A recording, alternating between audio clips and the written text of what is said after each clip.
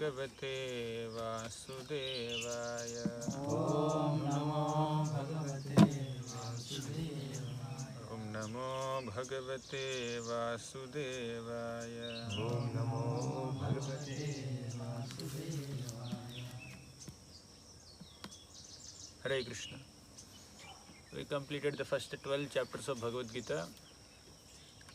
In the first 6 chapters, Krishna prominently emphasizes on Karma Yoga. And in the middle 6 chapters, 7 to 12, Krishna describes Bhakti Yoga in great detail. And in these last 6 chapters, 13 to 18, Krishna describes Jnana Yoga in detail.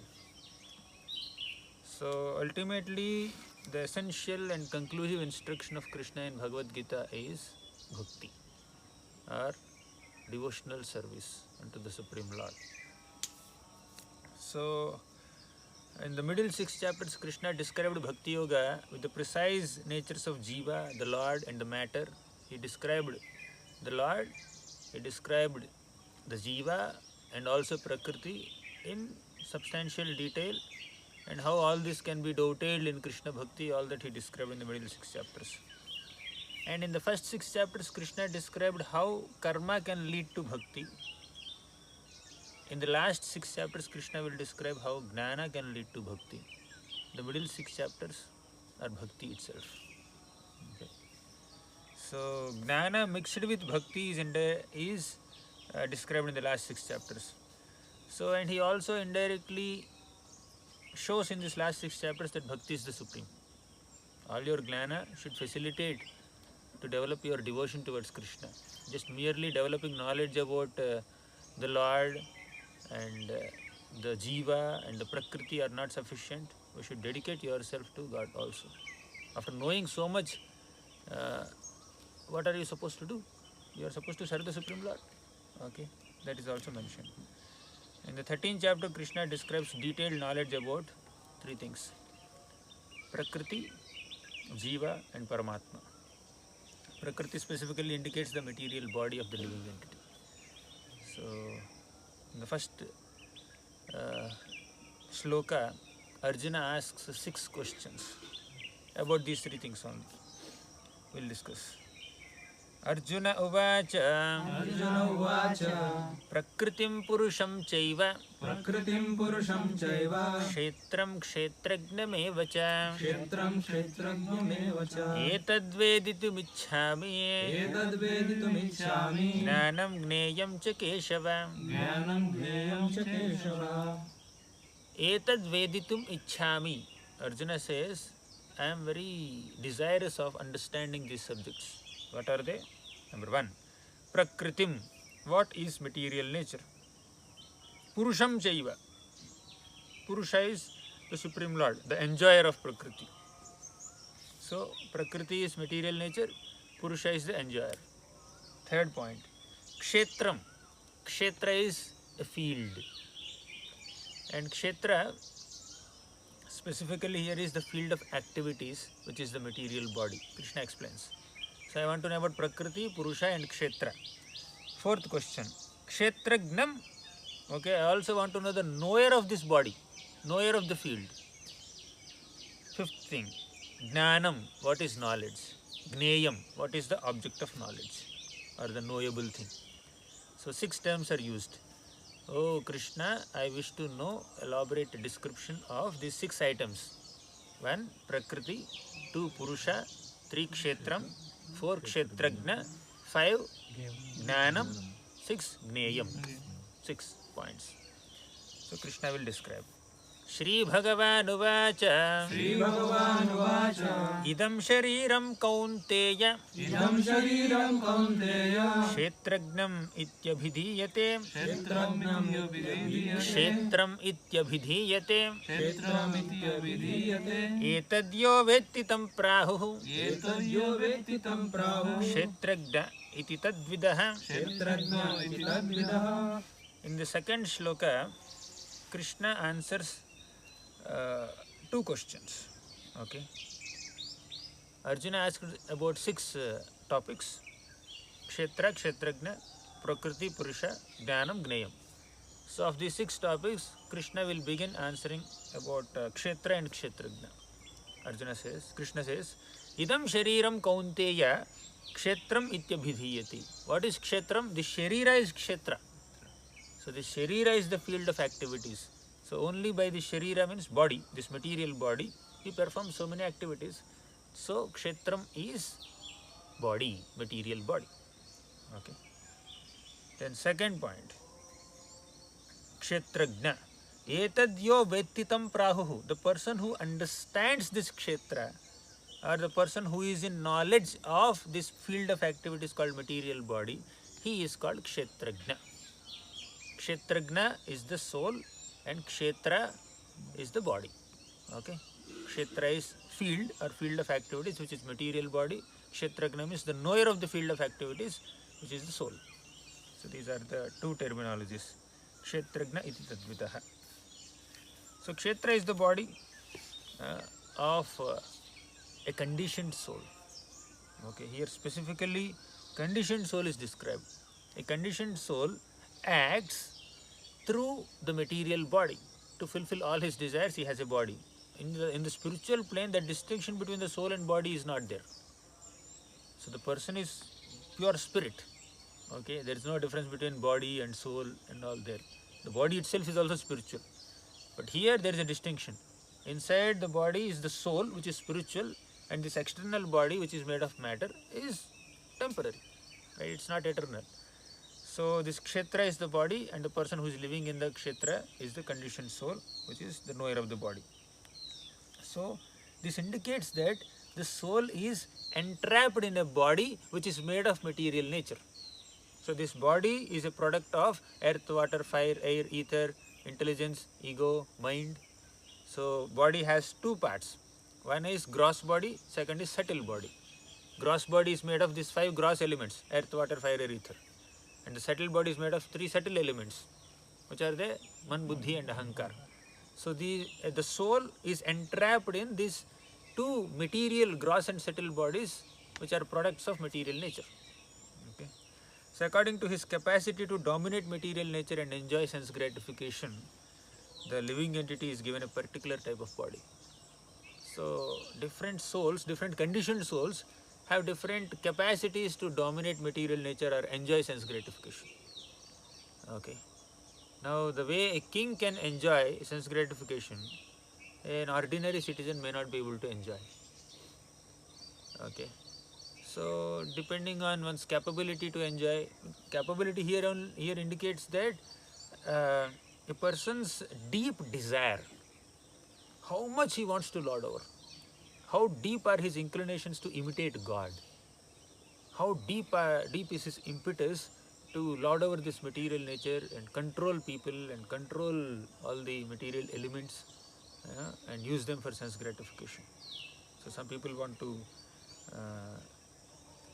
eat the flesh of other living entities a lot. So God gives them the body of a tiger or a lion, by which they can fulfill that propensity of meat eating to the fullest extent. Okay, tiger will not eat grass, okay, like cows. The tiger will eat flesh only. So the propensity to eat like that is there. So one may get a body of a cruel animal like tiger or lion or jackal or fox, etc. The capacity to which a fox can eat is not as much as the capacity to which a tiger can eat flesh. So fox is very small and tiger is so huge. Okay, so like that, depending on one's capacity to enjoy, depending on one's inclination to enjoy, different human bodies and different non-human bodies are made and they are given to the conditioned soul. Okay. So that is the field of activities. Through that body, the soul starts operating. So that body is used in so many pursuits for sense gratification. So therefore, the body is kshetra, or the field of activity for the conditioned soul. Kshetra literally is a field. Here the field of activities, which is material body. Only through material body you perform so many activities. Okay. And Prabhupada writes about kshetragna. Kshetragna is the soul, means the knower of the body. Gna means one who is in knowledge of. Kshetrajna means one who is in knowledge of the kshetra or the field of activities, body, which is the soul, individual soul. So he is different from the body. Kshetrajna is different from kshetra. The person who knows the body, the knower of the body, is different from the body itself. But in the spiritual realm, there is no difference between the body and the soul. It's entire spirit. But here it is different. So kshetra or the field is a non-permanent material thing, while the kshetrajna is eternally spiritual being, living entity. Fine. So those who think that body is the self are not knowers of field. One who thinks that I am this body is not the real kshetrajna. The real kshetrajna is a person who understands the difference between kshetra and kshetrajna. I am not this body. I am different from this body. This could be my body temporarily for a while, and after a while, at the time of death, I will have to leave this body. So this is not my body eternally. This is my body for a temporary amount of time. So one has to take care and maintain the body in good health and all that as long as one is dwelling in the body. But one has to identify oneself as different from the body, as an eternal servant of the Lord. But if the bodily conception is so much, then you cannot be called technically as a real kshetrajna. Okay. So those who think the body is the self are not knowers of the field, since they do not know the real nature and function of the body. The body is meant to be utilized in God's service, because the soul is a fragmental part of God. Krishna says, Mamaivamsho jiva loke jiva bhuta sanatanaha. Soul is a fragmental part of God. Then the body is also a product of God's energy. So all these elements, earth, water, fire, ether, came from Mahavishnu's body. You know that. You have already studied the second canto of Bhagavatam, where the universe comes out of Mahavishnu's body. Initially it is in the form of pradhana, a small seed. Then it gets transformed into Mahattattva. Mahattattva gets transformed into Ahankara. Ahankara and the three modes will give rise to all 23 elements. Of them, earth, water, fire, ether are the 5 gross elements. So this material body is made of this earth, water, fire, ether. So the elements to make this body are also coming from the Lord. And the spirit soul within the body is also coming from the Lord. So the source of both kshetra and kshetrajna is the Supreme Lord. Is God. Is Mahavishnu. Okay, to be more technically precise, who is an expansion of Krishna. So kshetra and kshetrajna. Kshetra is the body, kshetrajna is the soul. Both are coming from the Supreme Lord. Fine, is it clear? Now, it's not that there is only one kshetrajna. There are 2 kshetrajnas. Kshetrajna is one who knows the body, is kshetrajna. One who knows the kshetra is kshetrajna. So we said that individual soul is the kshetrajna. But Krishna says there is another kshetrajna in the 3rd sloka. Kshetragnam chapi mam vidhi sarva kshetreshu bharata kshetra kshetragnayor jnanam yattad jnanam matam mama. In this 3rd sloka, Krishna introduces another kshetrajna. Kshetragnam cha api mam vidhi. Mam means me. Here Krishna is saying that I am also kshetrajna. I am also the knower of body. Because within this body there is soul and there is super soul also. The soul is the knower of body, the super soul is also knower of the body. In fact, super soul is a better knower of the body than the soul. When the soul is in bodily conception, the soul cannot exactly understand this field of activities, the body. But the super soul always understands this body in truth. Okay. So, kshetragnam chapi mam vidhi sarva kshetreshu bharata. And the individual soul may be the knower of the body, but only one body. I am not the knower of your body. I know something about my body only. I don't know anything about your body. If I am a doctor, I may know something about your body when you get diseased. Otherwise, I have no connection with the other people's body. But the Supreme Lord, as super soul, stays within the bodies of every single living entity. So he is the knower of all bodies. Kshetragnam chapi mam vidhi sarva kshetreshu bharata. Krishna, as super soul, is the knower of all the bodies of all the living entities in the entire cosmos. Next, the body consists of the senses. This body consists of the senses. This field of activities has all the senses, hands, legs. There are 5 knowledge senses and there are 5 working senses. You know that. And Krishna is called Hrishikesha, means the master of senses. So Krishna is called master of senses or the controller of senses of all bodies. Your senses, if you are sense control, your senses may be under your control, but other people's senses are not under your control. So, but Krishna is the master of everybody's senses. Out of the 2 knowers of the body, Super Soul is the Pradhana Kshetrajna. He is the primary knower of the body. But the soul is not Pradhana. He is not the primary. He is the secondary knower of the body. Okay, he is not. He also does not know completely. So the Super Soul is the original proprietor of the body, but the soul is only a secondary proprietor. Just like king is the primary proprietor of the entire kingdom, and a citizen is a secondary proprietor of some things in the kingdom. Okay, government can seize somebody's property if somebody is not following the laws of the government, right? So, and a citizen also is the proprietor of just one small building only. But the king is the proprietor of the entire kingdom, is it not? Similarly, Krishna or the Super Soul is the proprietor of everything in the entire cosmos, while other living entities are proprietors, secondary proprietors of their own bodies. Within this body, there are so many other people also living. So many germs are living, so many worms are living. So, now only we are not living in this body. We may be prominently seen, but there are other germs and cells that are living.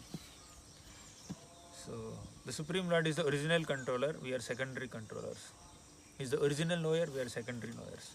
He is the supreme knower of all the activities of all the bodies.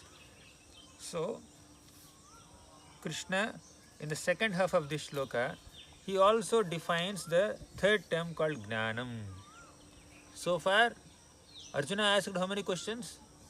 6 questions. One about Kshetra, second about Kshetrajna. So these are answered already.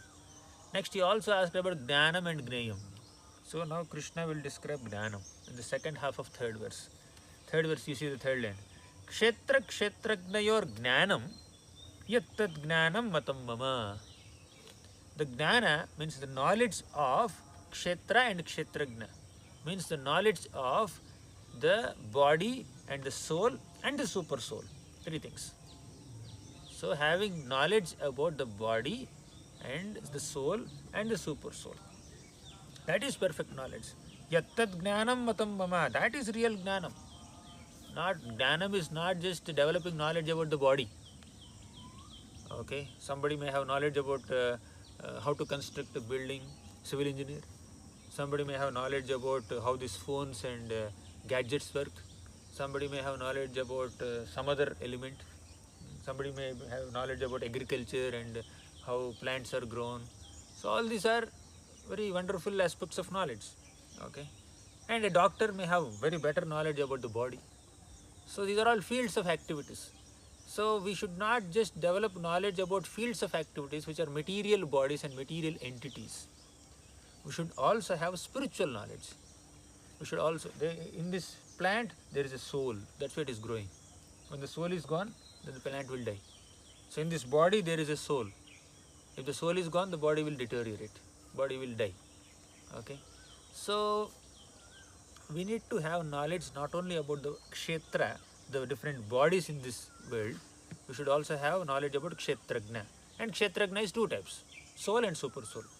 So having knowledge, jnanam means having knowledge about body, soul and super soul, all 3.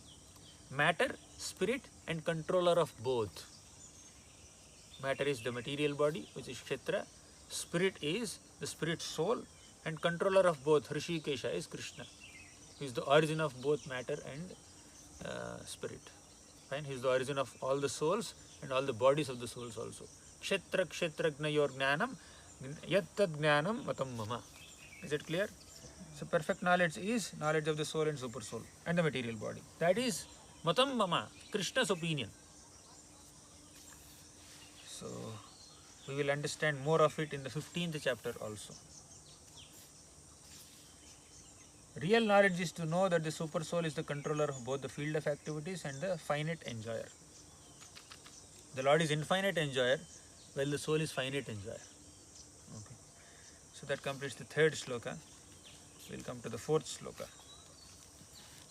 In the fourth shloka, Krishna says, Tat kshetram yaccha yadrikcha Kshetram yaccha yadrikcha yadvikari yatascha yat yadvikari yatascha yat sachayo yat prabhavascha sachayo yat prabhavascha tat samasena me shrunu. tat samasena me shrunu.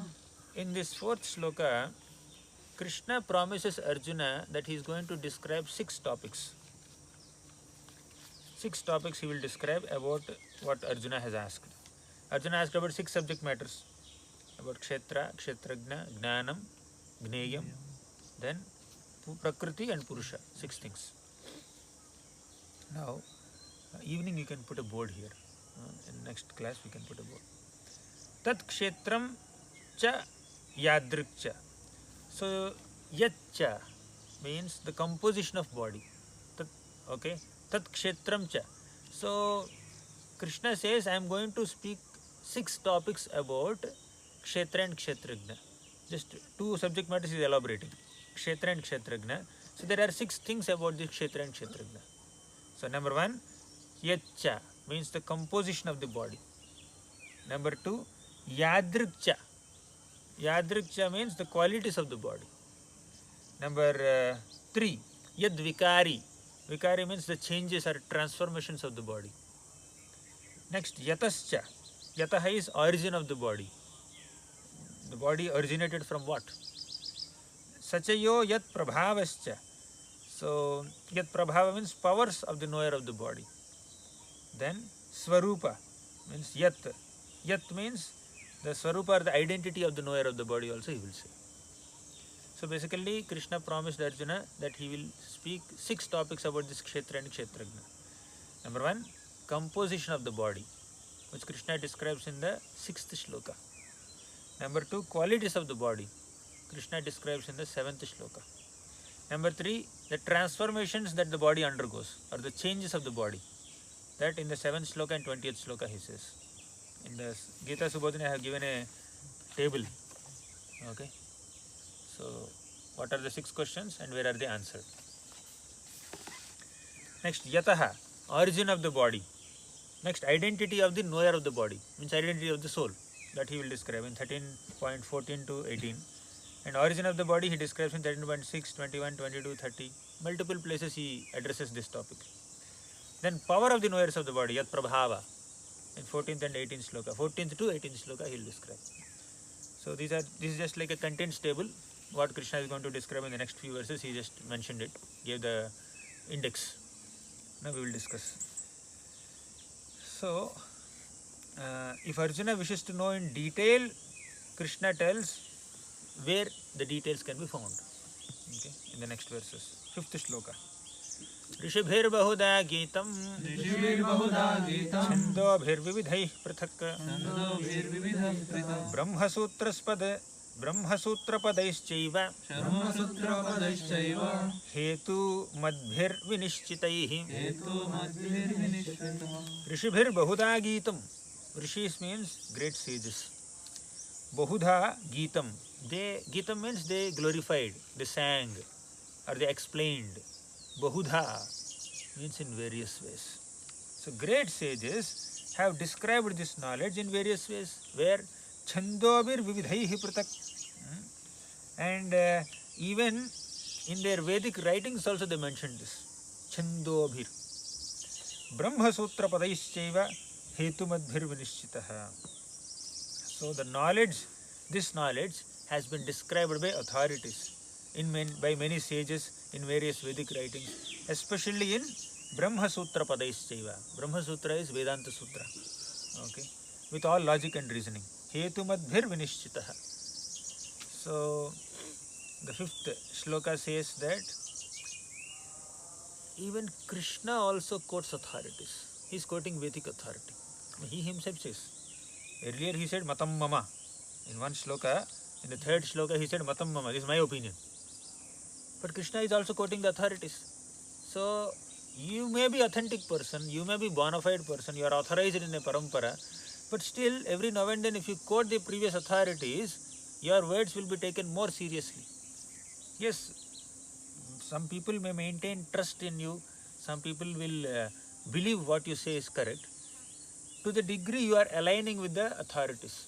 So here Krishna did not quote any other authority, he is the supreme authority. Mattaha parataram nanyat kinchidasti dhananjaya. But still Krishna quotes authorities, Vedic authority, to substantiate his points. That gives us an important teaching that we should be quoting authority while we are discussing spiritual subject matters. Although Krishna has established his own position as the Supreme Personality of Godhead in the previous slokas, he says in the third sloka, what did Krishna say? Kshetragnam chapi mam vidhi sarva kshetreshu bharata. He is the knower of all the kshetras in the entire cosmos. Means he knows everything. But still he quotes some authorities, okay, to explain things. So that's why knowledge is not acquired only from Shastra, which is the word of God. Shastras are the words of God. We should also acquire knowledge from Guru and Sadhu. Guru, Sadhu, Shastra, all three are important, not only Shastra. So you may develop a lot of scriptural knowledge, that's wonderful. You have authentic source of information. But the scriptures need to be explained by acharyas, by gurus, by sadhus who are actually practicing the principles mentioned in the scriptures. So when you develop knowledge from all three sources, Guru, Sadhu and Shastra, then your knowledge is complete. Otherwise, we may study Shastra and we may understand it according to our own perspective. But if another experienced person is explaining that Shastra, we'll understand them in proper context. Okay. So Shastras cannot be changed. But according to time, place and circumstances, the principles mentioned in the Shastras need to be applied. So there are certain exceptions. Okay. So at what time there are exceptions, a sadhu will have to confirm. That's why so many wonderful acharyas like Ramanujacharya, Madhvacharya, so many acharyas have given elaborate commentaries. Otherwise Shastra can be directly read. What is the need for an acharya to give a purport? So we need to understand the Shastra from people who have assimilated the essence of Shastra. Thus, what Ramanujacharya spoke, what Madhvacharya spoke, what here Prabhupada is commenting, Vishnu Cakravarti Thakur, Baladeva Vidyabhushan, there are so many such wonderful acharyas. They have commented on Bhagavad Gita, Bhagavatam and other Puranas and other Vedic scriptures. So we need to take their explanations. So Krishna is the Supreme Lord here and he is also Guru. That is mentioned here. He is also acting in the role of Guru. So, as stated before, Kshetra is the field of activities and there are two kinds of Kshetrajna. We discussed all this. Prabhupada speaks a little bit about Annamaya, Jnanamaya and all this Brahmapucham. There are 5 kinds of koshas, right? Annamaya, Pranamaya, Jnanamaya and all this. So Prabhupada slightly quotes them. Now, Krishna describes what is the composition of this kshetra. What is this body made of? In the 6th and 7th slokas he says, 6th shloka, Mahabhutanyahangkaro Buddhir avyaktameva cha Indriyani dashaikam cha Panchachendriya gocharaha Mahabhutani ahankaro. Mahabhuta is, these Pancha Mahabhutas are there, right? The 5 great elements, earth, water, fire, air, ether. These are the Mahabhutas. Bhuta is not ghost here. Bhuta is element here. So Mahabhutani ahankara. Ahankara is false ego. So body is made of all these things. Body is made of these 5 elements, earth, water, fire, air, ether. But there is subtle body also. That has ahankara. Ahankara. Buddhir avyaktam cha. Buddhi is the intelligence. Then avyakta means the unmanifest state of 3 material modes called pradhana. The pradhana also is there, which you cannot see. Okay. Next, indriyani dashaikam cha. There are 10 indriyas, 5 knowledge senses and also 5 working senses. Then Pancha Chendriya Gocharaha. Okay. And here 10 senses and also mind is included. Indriyani. Indriyani Dashaikamcha. So mind is also mentioned there. And Indriya Gochara means the objects of senses, which are the 5 tanmatras. What are they? Rupa, Rasa, Gandha, all these are there, right? So taste, sound, then sparsha, touch, all these are the 5 tanmatras. So they are also there. So 5 senses, 5 working senses, 5 knowledge senses, and 5 sense objects, and false ego, and mind, and intelligence, and the 5 material elements. So this is how the entire body is composed. Okay, our body is made of all these 24 elements. So 5 great elements: earth, water, fire, air, ether. Then 5 knowledge acquiring senses: eyes, ears, nose, tongue and skin. And 5 working senses: voice, legs, hands, anus and genitals. And 5 sense objects: smell, taste, touch, and sound and form. And the mind, which is also 11th sense. Okay. And intelligence, false ego, pradhana. So the aggregate of these 24 elements is called field of activity. By analytical study of these 24 elements, one can understand the field of activity. So these elements of the field of activity are these elements by which all bodies are made of, are analyzed so elaborately by Kapila Dev in the 3rd canto, 26th chapter, Srimad Bhagavatam. Okay. The Srimad Bhagavatam is the it presents Kapila's teachings, Lord Kapila's teachings. Fine. So one can understand the field of activity through that analysis. But if you just analyze material elements without acknowledging their connection with the Supreme Lord, then that analysis is material analysis. So even materialistic people or people who are not spiritually inclined, they may also analyze the body. But devotees who are spiritual seekers, they also analyze the body. But the difference in their analysis is, when non-devotees analyze the body, they don't acknowledge the connection with the body, connection between the body and God. But we analyze the connection between the body and God also. All these 24 elements are originating from the Supreme Lord. And all the bodies are meant to be engaged in the service of God. So that's how we try to explain things. Okay. So next, 7th shloka.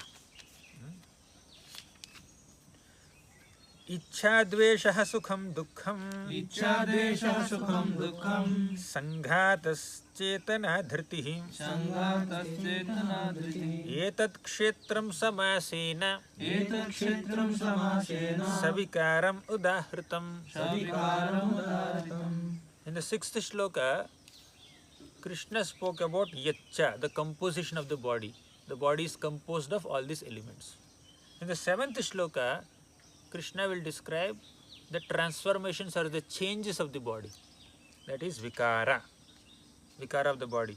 Okay. So what are the vikaras or changes of the body? Or the changes are caused by what?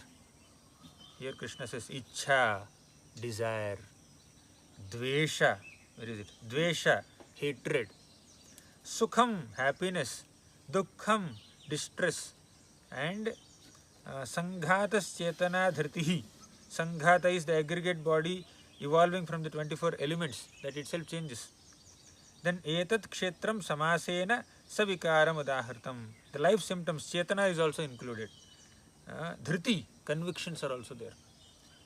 Okay, Sanghataha Chetana Dhriti. Sanghata is the aggregate of elements. Then Chetana is the consciousness. Dhriti is determination.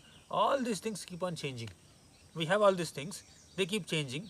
Because they keep changing, the body also undergoes a lot of transformations. Okay. So the qualities given in this shloka are not very exhaustive qualities. All the transformations of the body are the causes of transformation of the body mentioned here. Ichha, dvesha, and sukham, dukkham, etc., etc. So they are not exhaustive lists, there are so many. Okay. So other qualities include determination, uncertainty, faith, faithlessness, perseverance, lack of perseverance, humility, fear, etc. etc. All these are products of mind. So the mind holds all this. Mind experiences sukham, dukkham, ichha, dvesha, etc. Because of that, body undergoes a lot of transformations. Now, if you have a lot of anxiety in the mind, you have tears in the eyes. Okay. If you have a lot of anger in the mind, your eyes will become very reddish, right? So, and your body may sweat. So, there is some other negative feeling in the mind that is manifested in the body. Now you are very happy, okay, sukham, then you jump up and down, okay, and you are very frustrated.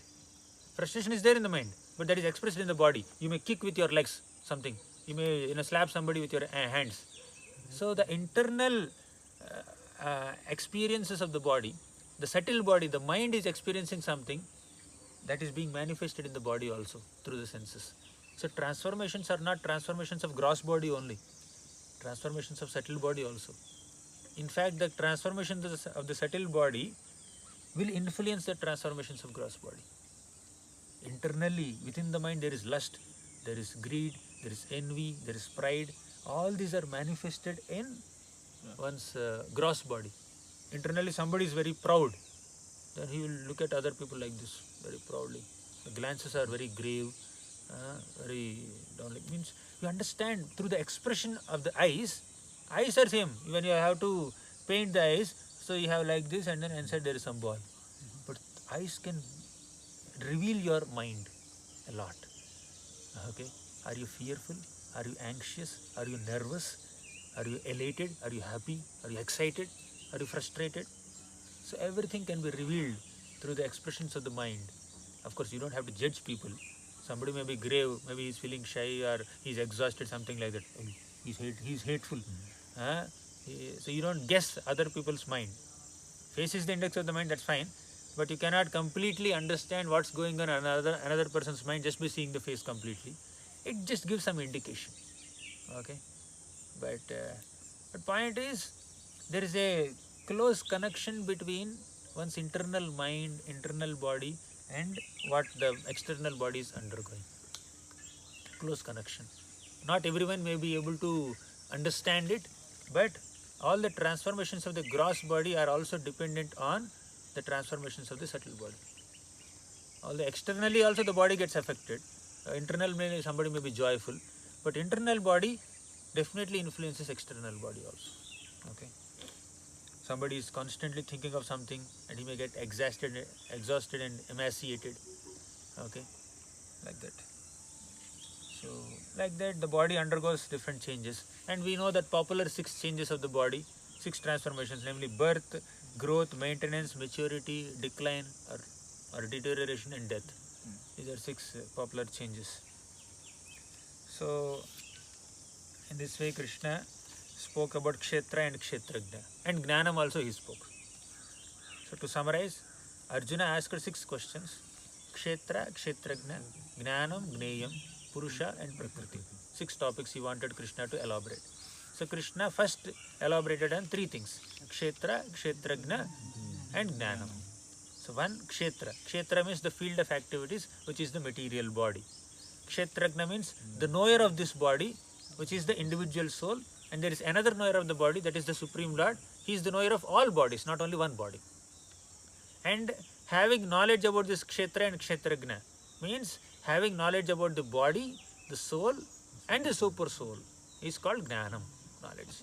And this body is composed of 24 elements, 5 senses, 5 sense objects, and 5 knowledge senses also, 5 working senses also, and the 5 material elements. All these are the composition of the body. And the body also undergoes a lot of transformations because of sukham, dukkham, etc. etc. Fine. So these are the first 7 verses where we understood Jnanam and Kshetra and Kshetrajna. Now the next 5 verses, 8 to 12, describe Jnanam, or the process of acquiring knowledge. We discussed the first 7 shlokas of 13th chapter so far. Arjuna asked 6 questions: Prakriti, Purusha, Jnanam, Gneyam, and Kshetra, Kshetrajna. Okay. So now Krishna answered three of them. Kshetra, Kshetrajna, and Jnanam. What is Kshetra? Body. Body. Kshetrajna, Soul and soul. knower of the body, which is soul and super soul both. Then Jnanam is knowledge of body, soul and super soul, all three. Now what is Jnanam? Jnaya is, Jnanam he said, knowledge of body and soul and super soul. And what is the process of acquiring that knowledge? Krishna describes in the next 5 shlokas. Basically, to acquire knowledge, we should have certain qualities. We should have qualities of non-enviousness, humility, satisfaction, tolerance, all these things. So when we have such favorable qualities to acquire knowledge, then we can easily understand about soul or super soul or body. So the process of acquiring knowledge is to develop all these qualities. So Krishna describes 20 elements of knowledge. You can see this 20 elements of knowledge which are mentioned in verses number 8 to 12 in 2 ways. Number 1, by developing these qualities, you will have knowledge. You will attain knowledge. Number 2, if you have knowledge, you will manifest these qualities. Okay. So this is the process also, and process of acquiring knowledge also. These are the qualities that are supposed to be manifested by a person who has knowledge. Okay. So Krishna is answering Jnanam part more elaborately in these 5 shlokas. So now you see this. Krishna describes different aspects of saintly character by which the soul, Kshetrajna, can disentangle himself from the material body, Kshetra. So he said about Kshetra and Kshetrajna. Kshetra is the body, Kshetrajna is the soul. So soul is entrapped in this body made of Prakriti. We discussed in the beginning of the previous session. Soul is entrapped in this Prakriti, means Kshetrajna is entrapped in this Kshetra. So for the Kshetra to be disentangled, Kshetra to come out of this entanglement of Kshetra, so he has to develop all these qualities. Thus, these 20 elements of knowledge Krishna is going to describe in verses number 8, 9, 10, 11, 12. These 20 elements of knowledge are not only aspects of knowledge, they are necessary qualities to attain liberation. Okay. So these are aspects of both knowledge and liberation. Jnanam and moksham, both. Is it clear? The context of these 20 elements is clear, 20 elements of knowledge. So knowledge is having proper understanding about soul, super soul and body. And this knowledge can be acquired by having these 20 qualities. And by having these 20 qualities, you can also attain liberation. Means the soul can also come out of the entanglement of material body. That's the summary. Let's discuss all these 20 qualities. 8th shloka. Amanitvam adambhitvam ahimsa kshantirarjavam acharyopasanam shaucham sthiryam atma vinigraha. In this one shloka, Krishna described 9 qualities. Number 1, amanitvam. Amanitva means not expecting respect from others. Man, samman. Okay. Samman means lot of respect. Apaman means insult. Amanitvam. It's not apaman, this is amanitvam. Amanitvam means you are very humble, you have great humility that you do not expect other people to respect you or worship you. Okay. So you don't have hunger for honor. So that is amanitvam, humility. No expectation of respect. Even if another person respects you, you are very humble that you internally transfer all that honor and credit to the Supreme Lord, to God, to Guru, to Vaishnavas, to other people who have empowered you and brought you to this stage. This respect that I am receiving, I don't deserve it. It has to be transferred to the most respectable people, Gurus, Sadhus and God. So we need to transfer, we should be humble enough to transfer everything. A proud person accepts all the glorification or respect that one receives for oneself, but a humble person transfers everything to the higher powers. So, Hamanitvam means humility, no expectation of respect. Second quality, that is Adambhitvam. Dambha is pride. Adambhitvam means pridelessness. Okay. So, not being anxious to be famous. So, that is specifically pridelessness. So, all of these qualities have multiple facets, and there is an overlap between qualities also. Amanitvam, Adambhitvam are more or less the same. Right? There is a lot of overlap. So, you are not expecting honor from others. Humility, you are humble. That is Amanitvam. Adambhitvam means you don't have pride. A humble person doesn't have pride. If you are prideless, you are humble. So, there is an overlap, but specifically they are mentioned. Amanitvam, Adambhitvam. No expectation of respect from others. No pride. No sense of superiority complex. No sense of false ego. No sense of false prestige. Don't be too anxious to become famous. If fame comes, it comes of its own accord by the grace of God. You don't run behind fame. Okay. So, these are the first two qualities. Third quality, ahimsa. Ahimsa means non-violence. One should not be violent. One should not put others into distress unnecessarily. So, non-violence is a very important principle for devotees. One should not inflict suffering upon any living entity unnecessarily. Innocent animals are there, unnecessarily killing them to eat their flesh is not is an ignorance. Right? It's not an aspect of knowledge. Here one knowledge says ahimsa means non-violence. However, there are kshatriyas, means administrators or rulers, who are supposed to be exhibiting some violence according to the necessity of time, place and circumstances. If a wrongdoer, if a sinner is inflicting suffering upon innocent people, a king is supposed to punish that person. Hurry, you are supposed to follow ahimsa. You should not kill or punish such people. No, he has to be punished. So, himsa has its role. When you are supposed to establish dharma, establish righteousness, when you are supposed to punish a wrongdoer for his sinful activities, some violence has to be inflicted. But not anyone and everyone can do that. There are authorized people to do that. So, kshatriyas are the authorized people. In the Vedic society, whenever something happens, some crime happens, so the people go to the king for justice, and the king will just give some justice. If needed, he may punish the wrongdoer in some way. He can penalize. So that is non-violence, not putting others into distress unnecessarily. If it becomes necessary sometimes, now you may say, Krishna is saying ahimsa and he is also instigating Arjuna to fight. Is he going against his own teaching? No, not like that. We discussed elaborately in the previous chapters also, 11th chapter especially, universal form. So it is necessary to establish dharma, to establish ahimsa, you may sometimes have to do some himsa. So if adharmic people, sinful people assume the position of rulers, they become kings.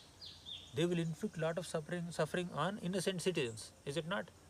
So if a dharmic person defeats or kills such a sinful ruler and protects the citizens nicely, so that himsa that the righteous king is doing against the sinful king is bona fide himsa, so that ahimsa can be established on a bigger plane, right? Bigger level, higher level.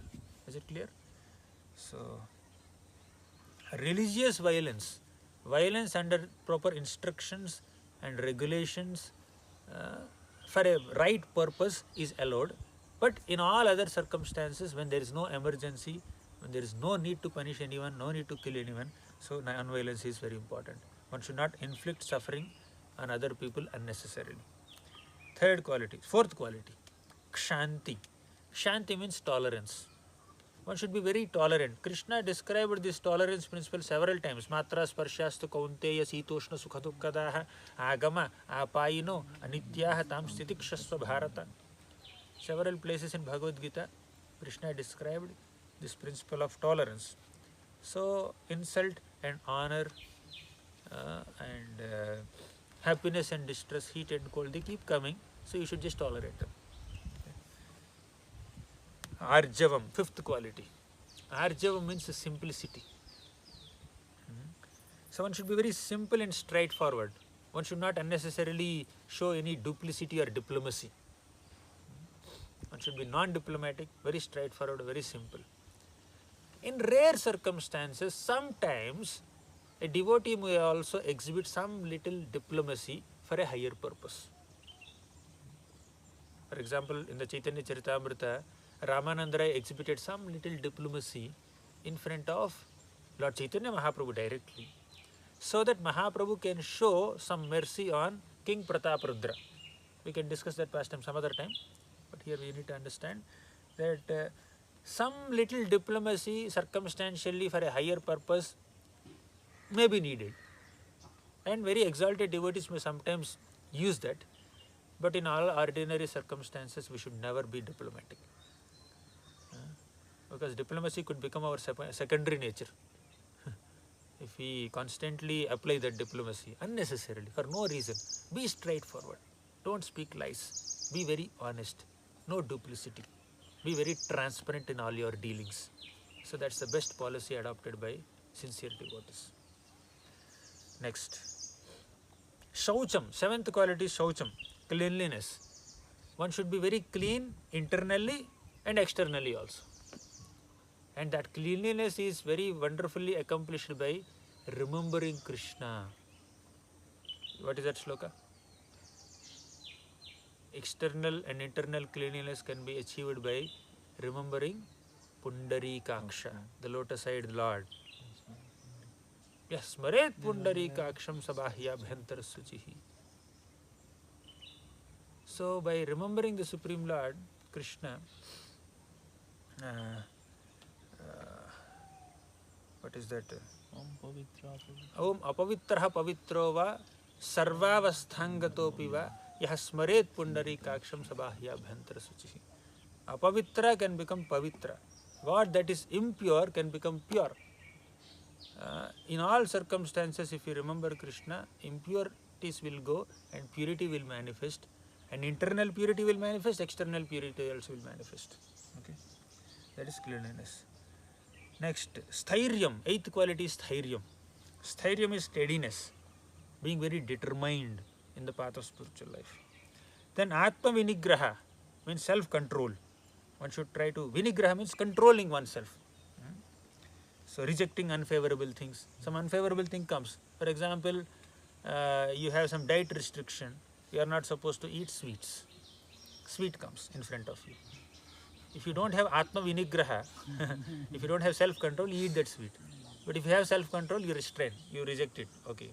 With all respects to that prasadam, you say, please take this sweet away. I won't be able to eat it because doctor told me not to eat sweets for some time.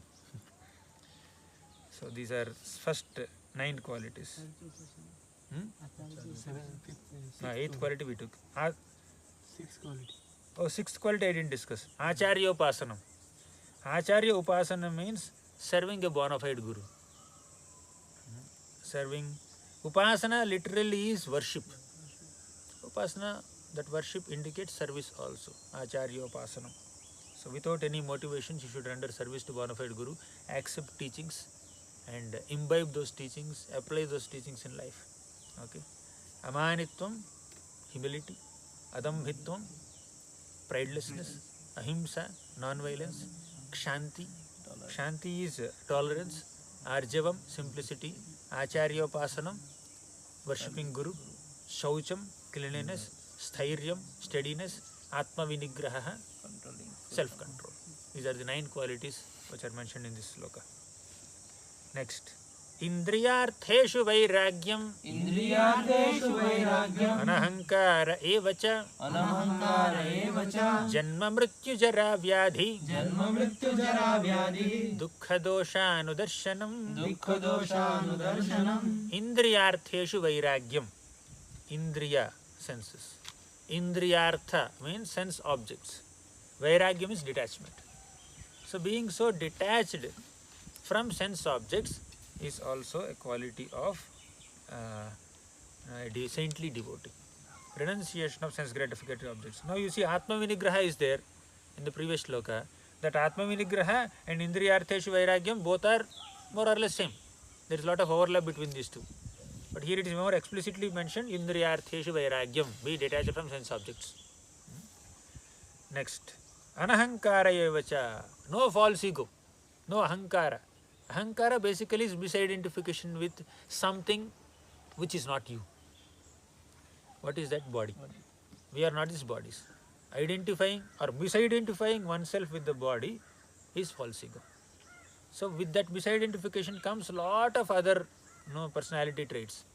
Somebody identifies oneself with the body, then he will start thinking that I am a man, or she will start thinking that I am a woman, I am an Indian, I am an American, I am fair, I am dark, I am thin, I am fat, I am knowledgeable, I am educated, I am wealthy, I am poor, I am this, I am that, like that. Hundreds of other designations will come. These are all false ego, aspects of false ego, which are originated from misidentification with the material body. Identifying oneself with the material body, whether gross or subtle. Bodily identification is also at two levels. One is gross bodily identification, identifying oneself with this body made of earth, water, fire, ether. Second is subtle bodily identification. In gross bodily conception, one may be proud of one's physical strength, beauty, etc. In subtle bodily identification, one may be so much attached to one's mental conceptions, one's intellectual convictions, all this, egoistic identities. So these are all bodily conception. One needs to be freed from all this. Easier said than done. It will take a lot of while. Next, Janma Mrityu Jara Vyadhi Dukkha Doshanu Darshanam. Janma is birth, Mrityu is death. Jara is old age, Vyadhi is disease.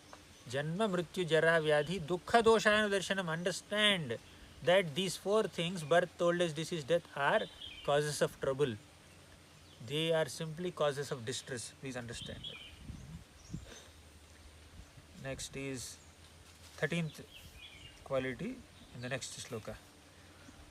Asaktir anabhishvangaha putradara grihadishu nityam cha samam chit nityam cha samachittatvam Ishtanishtopapatishu Asaktir anabhishvanga. Ashakti is detachment. Okay. Asakti is attachment or curiosity. Asaktir is detachment. Anabhishvanga, freedom from entanglement with children, wife, home, and other things. Putra dara grihadishu. Putra is children, then dara is wife, griha is home. That does not mean a householder should be detached from wife, home and children. One should responsibly take care of children and wife and home as long as one is at home as a householder. But that responsibility should not lead to undue attachment. We have to be detached. And detachment does not mean irresponsibility. Okay? We should have responsibility. We should not have attachment, undue attachment. Some little attachment has to be there. That's the responsibility aspect. So you should responsibly take care of home, children, wife and other household paraphernalia as long as one is the caretaker of all these people and objects. Okay? But one should not be unduly attached that one becomes completely deviated from the spiritual path only, being so attached to all the household paraphernalia and material relationships. So if you bring in Krishna in the relationships, and if we keep Krishna as the center of our relationships, then that relationship is worth maintaining. Okay. Next. Nityam cha samachittatvam ishta anishta upapattishu. Nityam means always. Samachittatvam, having a even-mindedness, equipoised, being equal vision. Okay. Towards ishta and anishta, both pleasant and unpleasant things. So many pleasant events may happen in the life, so many unpleasant things also may happen in the life, so we should have equal disposition towards them. We discussed many of these things in the previous session also. where Krishna spoke about different qualities that endear one to Krishna. Okay, they are like Adveshta Sarvabhutanam series in the 12th chapter. Next shloka. Mayi chananya yogena मयि चान्ययोगेन bhaktir avyabhicharini भक्तिरव्यभिचारिणि vivikta desha sevitvam विविक्तदेशसेवित्वम् haratir gnana samsadi. आर्तिर्ज्ञानसंहृति Mayi cha ananya yogena. This is very important shloka, a very important line. Of all these 20 qualities, the most important quality is this. Mayi cha ananya yogena. Without any deviation, one should have devotion to Krishna. So when we have devotion to the Supreme Lord Krishna, then all the other 19 qualities will automatically manifest. Out of these 20 qualities, the foremost and important quality is 16th quality. Number is also nice, 16. So constant and unalloyed devotion to me with undeviating attention. Mayi cha ananya yogena bhakti avyabhicharini. Bhakti, ananya bhakti and avyabhicharini bhakti, both are same. Without any deviation, without any other desires. Vivikta desha sevitvam. Next quality, 17th quality is being in seclusion. Vivikta desha sevitvam means secluded living. So secluded living does not mean you just completely disconnect with the humanity and stay in some cave. That's not the point. Staying in a like-minded association, that is also staying in seclusion. So you should have like-minded association. Means your aspirations, your goals should match with other people's goals. Means if another person is also on a spiritual path and rendering service to Krishna, trying to be submissive to the acharyas and following the scriptural injunctions, and you are also having similar aspirations, you are associating with that person, he is staying in seclusion only. Aratir Gnana Samsadi. Arati means detachment from Jana Samsadi, not Gnana. Aratir Jana Samsadi. Jana is Janta, people in general. So don't associate too much with people in general who may have different types of aspirations. Okay. Be kind to them, be affectionate to them, be polite to them, and if they are in a mood of seeking your help, please help them. Show compassion, that is there. But association means you are taking in things. There is exchange of knowledge and information and realizations. So that we need to do with like-minded people. So you are a spiritual aspirant, another person is also a spiritual aspirant. When you are having interactions, dadati pratigrihnati guhyamakyati prachati, you are giving gifts and taking gifts, and you are sharing your heart in confidence, you are hearing other people's feelings. So all such intimate exchanges can be done with like-minded people. But there are other people who may have material aspirations, materialistic thoughts. So associating with such people will degrade our consciousness. Okay. So one should have good association, one should avoid bad association. Simple answer, simple thing. For example, you are a student, you are preparing for the exams, you go to another student who is also sincerely preparing for the exams and studying nicely. If you go to a student who is watching movies just before exams, okay, who is not studying properly, he is just unnecessarily wasting parents' money and then wasting his time and energy in doing things disconnected from his academics, then you will also develop such inclinations. Better avoid association of such bad students so that you don't waste your time.